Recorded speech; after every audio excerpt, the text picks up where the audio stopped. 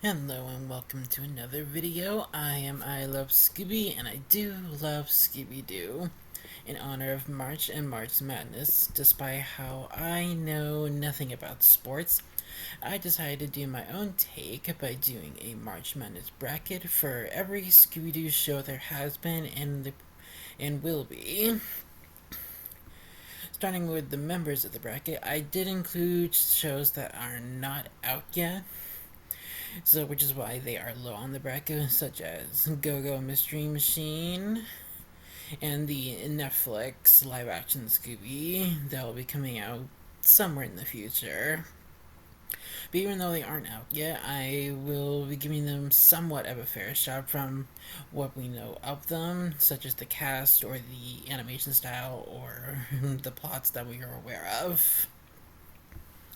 So starting right from the top with, and I didn't do my best to, okay, right away I did try to set up the seeds to be somewhat of both my own personal opinion of where they should go on the bracket and what also the general opinion is of these shows. So yes, the seeds I tried to make somewhat realistic of what people like or dislike about them. Well, as I said before, the ones that are not out yet are on the bottom simply because of just what we know, and because they aren't actually seen it, so we don't really know if they're good or not. With the exception of one that obviously was going to be on the bottom no matter what. Starting right away, we have Scooby Doo Where Are You versus Velma. Is there really any doubt on who is winning this? Like, you have the show that literally is considered the best. Consider it's where Scooby Doo started with Where Are You? It's where everything started with many things, not just Scooby, but also some of the most iconic monsters in Scooby history, such as Space Kook, the Creeper, Mr. Hyde, Minor 49er, Captain Cutler, all of them. Which, of course, shows how iconic they are when so many of them were brought back for Monsters Unleashed, especially the Black Knight, the Pterodactyl Ghost, and most of them. And then you have Velma, which is there really any doubt how hated this show is? The characters were basically destroyed. Scooby wasn't a part of it, and once it was used as another example when season 2 made Scrappy the villain. Like, I get it, people don't like him, but get over it already. Scrappy is in the past mostly, and the only reason why people continue to hate on him is because he's just continuously brought up. We get it already. So yeah, Scooby Doo, Where Are You? Obviously is the winner. And in the next bracket, we have the first season of Scooby and Scrappy Doo versus Scooby Doo and Guess Who.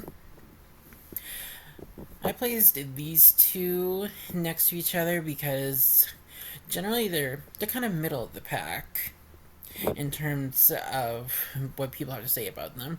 Since this is the first season, this is the season of Scooby and Scrappy that doesn't include like the original bones of the show, where you have the entire gang being involved with simply the addition of Scrappy.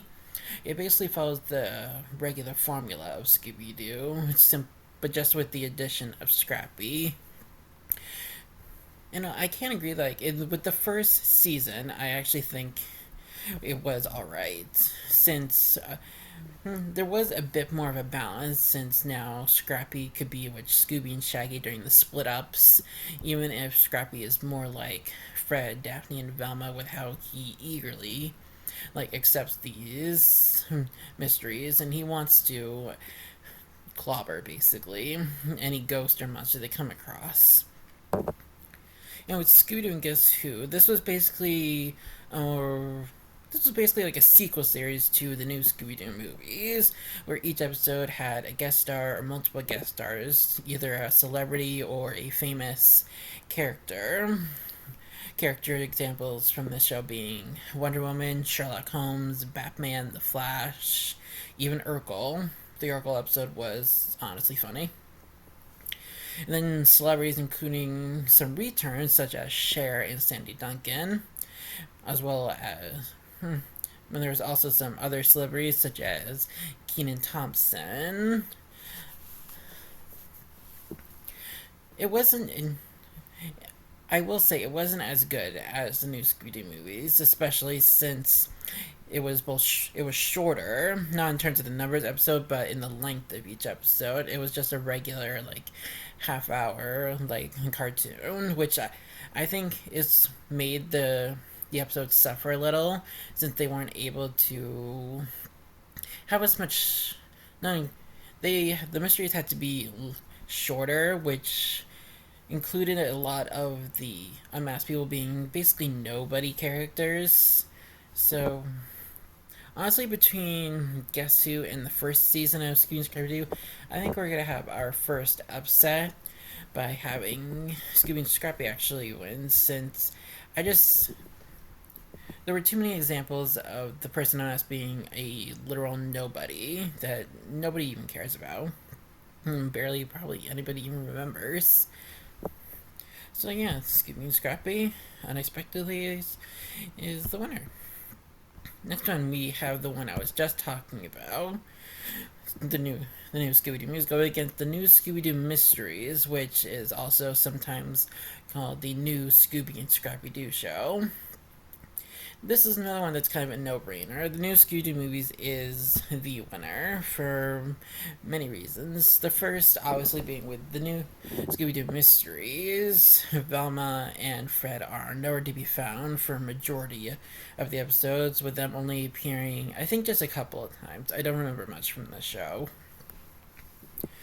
But generally, those two are nowhere to be found. I think there's one episode that was like Scooby Doo's birthday that brought them to back, but I can't remember if it was this show or if it was a different one that didn't have those two, but I'm pretty sure it's this one. And without those two, and Scrappy generally being the annoying little puppy he is, it really is why this show was put in this position in the first place. And when you compare it to the new Scooby Doo movies, aside from the confusing title, I've always loved this show, which is why it was at number 5. Because, like, it was. I won't consider this to be middles here. I'm just saying that the other 4 that are above it are simply just better shows.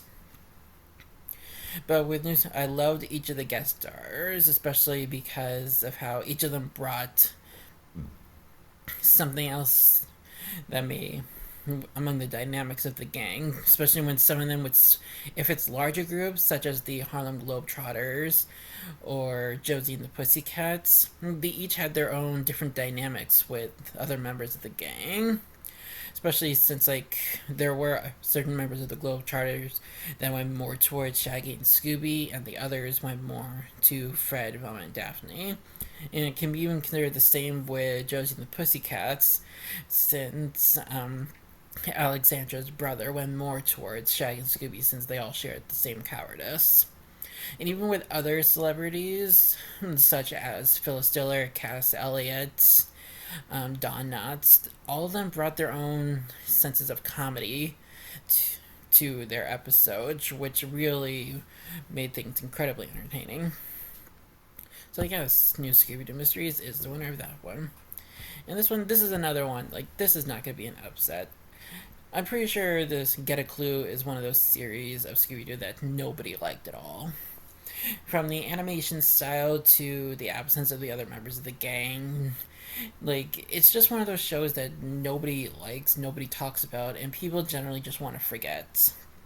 Like, how this show even got greenlit in the first place is beyond anyone's comprehension. Certainly beyond mine. I don't understand how this show got made at all.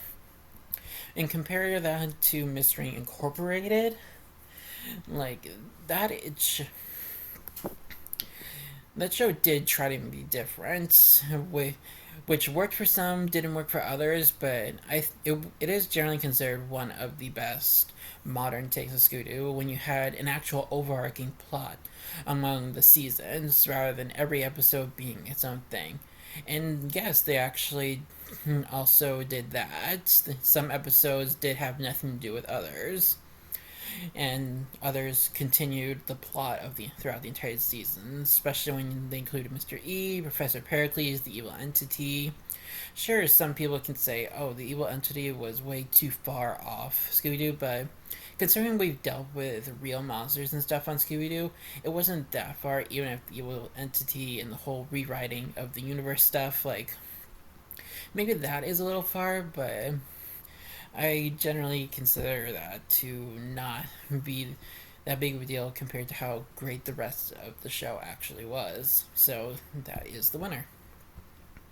Next one, we have the Scooby Doo show versus the future Netflix live action Scooby show. Yes, it is pretty predictable which one's going to win, but I'm still going to give the future show its fair shot by bringing up all the stuff that we do know about it.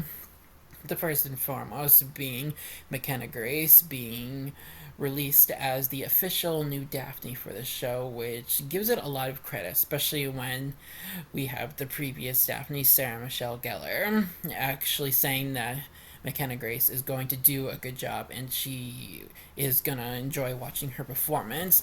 That alone says that from one Daphne to the next, how one has faith in the next one. That says that even though people are likely going to compare a lot of the actors a lot, especially when like Matthew Lillard and Linda Carlina, their performances were very iconic.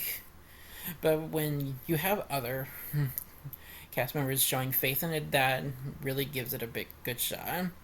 And I also can compliment it for how with the release plot, saying how it's generally I consider it to be like Friday the 13th meets Scooby Doo with a supernatural twist.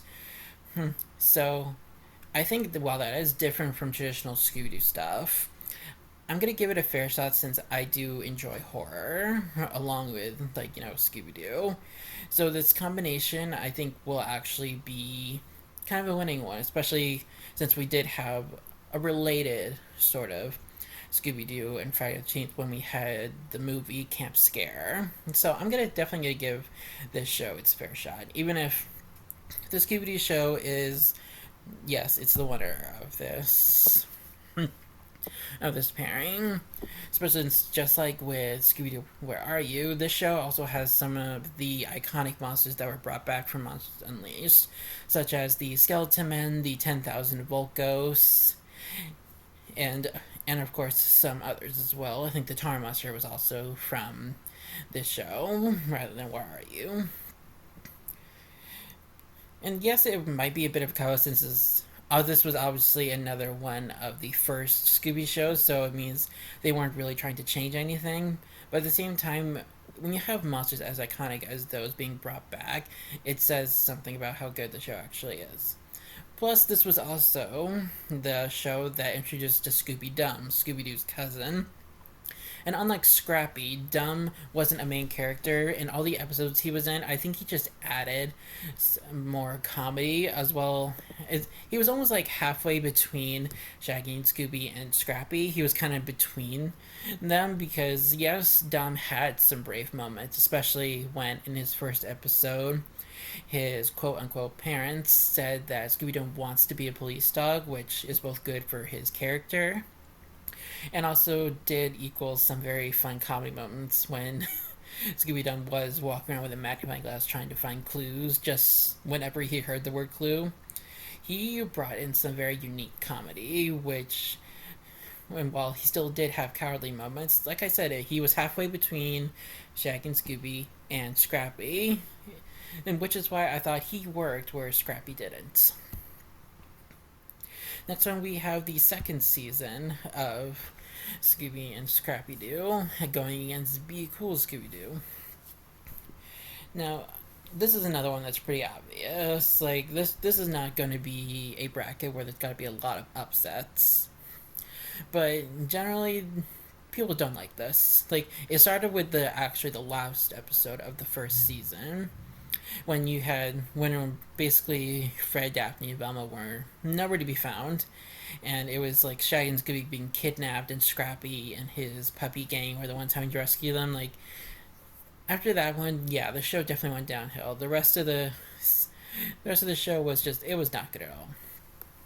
And with Be Cool, were a fair amount of people that did not like it. I was one of those people that did. I doubted it very much, and I avoided watching it for a long time. But when I did, and I gave it its fair shot, I wound up enjoying it. The only part I didn't like was the animation style was very different from anything else Scooby Doo related, and it equaled some very odd moments, yes, but to have a Scooby show focus more on the comedy than seriousness of mysteries, I thought that was a take that made it both different, unique, and actually almost like a breath of fresh air when compared to all the other Scooby shows.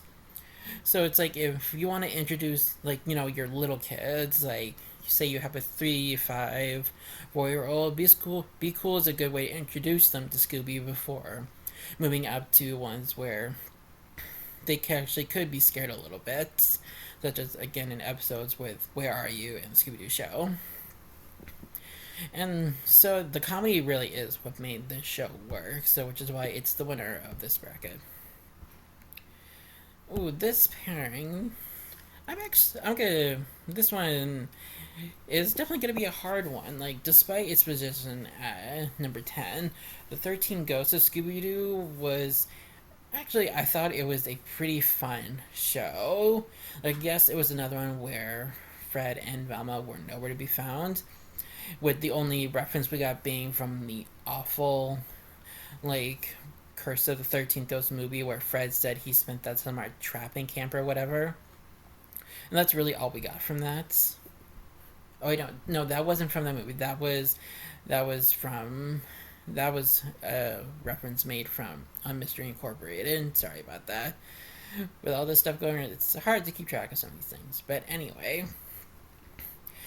despite how like the absence of those two is what really brought down like Get a Clue and New Mysteries. Like, I think this one, with since you had the addition of Flim Flam and even Scrappy was actually pretty good in this show. It had more, I wouldn't say balance, but like you sometimes just didn't notice the absence of Fred and Velma in some episodes, and most of the episodes actually. Plus, I think Shaggy and Scooby had some really great moments with how they were forced to kind of be brave since they were the ones that released the ghosts into the world. And sure, we never got a conclusion how we never actually recaptured the actual 13th ghost, but aside from that, I think the show was alright. Especially, I think one of my favorites is the one with the three witches. That I do rewatch that episode quite a bit because I find it very entertaining.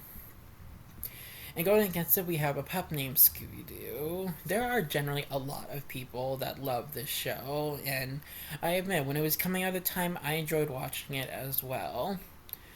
But at the same time, I think it had a silliness to it that, of course, is natural since this one was geared more towards little kids. But, like, a lot of the monsters I think are mostly forgettable, aside from a select few, but I almost actually think this show almost kind of be a more silly version of Courage the Cowardly Dog, especially with a lot of the cartoon effects you had, like when the gang is freaking out. But I think the biggest ding I'll make is from during most of the chase scenes. Sure, every chase scene has a song, but with these, constantly there are like dance breaks in the chase scenes, and I never liked it at all. Sure, it was kind of silly, a silly kind of fun, but I just personally didn't enjoy it very much. And so, actually, I think we're gonna have an upset here and say 13 Ghosts is actually the winner of this pairing.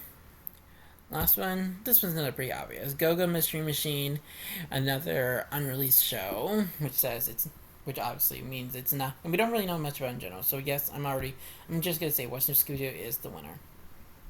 But to give sure more of a fair shot, Go Go Mystery Machine, we don't know much about, but so far we know from just the art that's been released for it, it's gonna be sort of like an anime type of tape of the 13 Ghosts of Scooby Doo, which is an interesting concept, especially since it has been at least how it's gonna take place in Japan with Shaggy and Scooby, but with how it's being, you can't really be better than 13 ghosts, along with how from the art that's been released and like the poster, Fred, Daphne, and Velma are not going to be around, and while Scrappy is also not going to be around, that doesn't really give me points since the inclusion of like 3 or maybe 4 new characters or whatever, it's not going to make up for the absence of all those characters, especially when not much else has been known about it. I actually thought this was canceled for like quite a bit until I found out it was not officially canceled and still going to be going ahead. But then especially when comparison to what's new Scooby Doo, like this show is. Sure, it's been I think at least 20 years since this came out.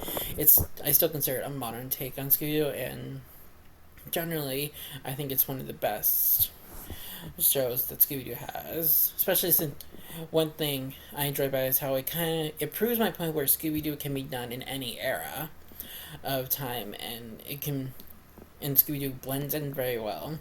Because yes, you have the classics from like the 70s and 60s of the original Scooby Doo, and obviously the gang blends in very well since that's when it was created.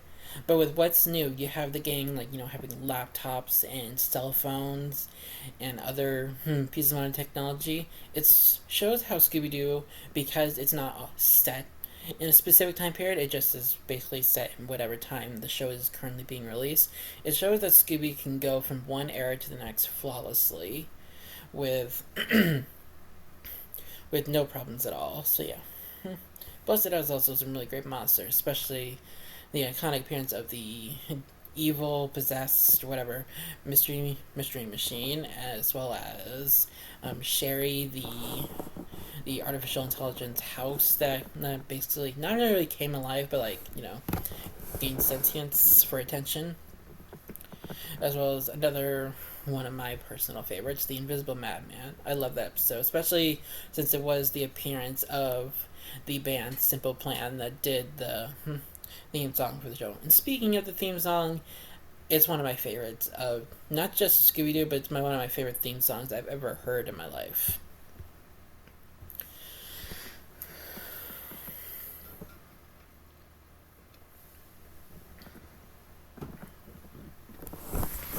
I mean, up we have some. It's gonna be harder and easier. Harder being like, so obviously the choices are gonna be like good shows going to good shows, but easier in terms of how I don't have to explain as much about the shows. Let's see. Where Are You versus Scrappy Doo, the first season. Honestly, I think somebody would kill me if I tried to eliminate Where Are You so soon after just one. So, but yes, as good as that first season was, like Scrappy, yes, I do agree. Scrappy can be very annoying. So Where Are You? Yes, that is the winner again. Now we have the new Scooby-Doo movies versus Mystery Incorporated. No, honestly, I am going to say that actually, new Scooby-Doo movies, I considered the winner.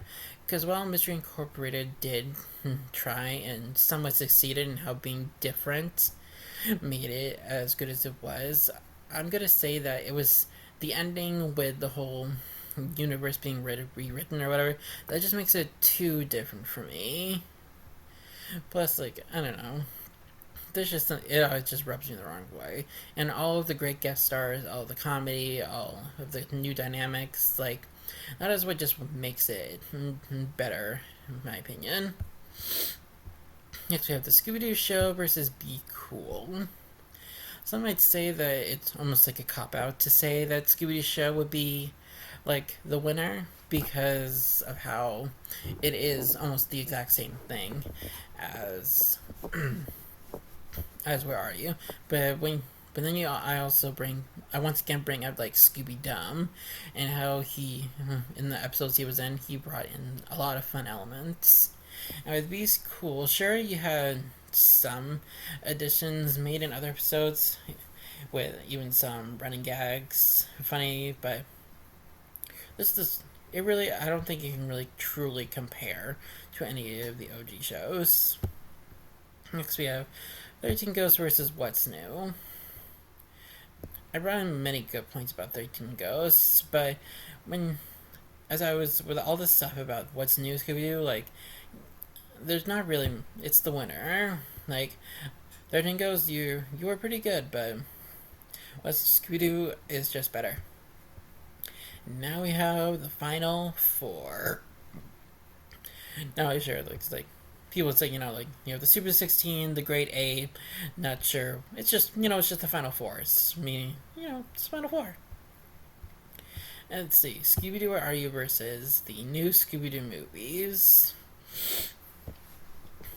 I think, sure, first thing first, that Scooby Doo, Where Are You, it obviously went on for longer. It has more episodes, it has more monsters than the new Scooby Doo movies, which only had like 2 seasons, and both seasons weren't exactly the longest thing. But each episode also was actually really good. But what I think what truly makes Where Are You just a better show, it generally, other than the fact that it's the OG of OGs, is the fact there is one very terrible episode of the new Scooby Doo movies, which is like The Exterminator, which honestly I don't even remember anything else other than the fact that it's a bad episode. And like, Where Are You? There's not really any episodes I would consider bad. Like, all the episodes are kind of in their own way, so it's the winner. Let's see. Oh, the Scooby Doo show versus What's New. Sorry, the Scooby Doo show. Like, What's New is just better. Yes, I love you, Scooby Doo. I really truly do. But with What's New, there are also other recurring guest stars that are also really good. That kind of not outshine Scooby Doo, but I just think they're just fun to watch. Such as like the Secret Six puppies. Like I loved all 3 of their appearances. I think it was 3. Yeah, it was 3. Like sure they didn't talk like Scooby Doo, but like they brought in some fun elements that I think make them just not a better guest stars, but like just have more appearances than Scooby Doo. So, no, you know what? Never mind. I'm gonna stop with that and just say, anybody who can watch them knows what I'm talking about. And now, okay, yeah, this is pretty a predictable thing. The first C going against the second, like, there's probably a lot people that probably saw this coming, since I'm taking a lot of general opinions into consideration, but there are a few upsets, so I think that makes my bracket a bit interesting, as long as saying about all my opinions. But between these two, you have the OG versus what I consider a modern classic. Like, there are many people who are probably saying, oh, it's the OG, which means it's the winner, but then others would say, oh, because it's such a modern take with great, that's the winner. I'm probably gonna make anybody mad, like no matter who I pick. So I'm gonna go also with probably some of the. I'm also gonna bring in some of the iconic monsters. Like with What's New, you have the Mystery Machine, you have the Leland Brothers, you have like again Sherry. You do have a lot of great monsters in What's New. Along with Where Are You? Charlie Hunter Robot, the Creeper, the Headless Spectre. And bringing up the monster, I actually think this is what is going to be the turning point, since there are 2 episodes of What's New Scooby Doo that generally are not liked very much. There is the Valentine's Day episode where it was like evil clones of the gang going after couples. And then there's also the episode that was basically an entire episode of virtual reality with the evil Osamon or whatever. Those 2 episodes are generally disliked by many people, including myself. I don't understand either of them. I don't like either of them, and both monsters are very, very poor. Like, they're not very good monsters. And considering how iconic basically every single one is from Scooby Doo, Where Are You? I'm just maybe a cop out again, but that is the winner. Scooby Doo, Where Are You? You are the OG Scooby, and you have proven that even after 50 or so years of you being around, you are still the best. Thank you all for watching my video. I hope you like and subscribe. Once again, I Love Scooby, and I do love Scooby Doo.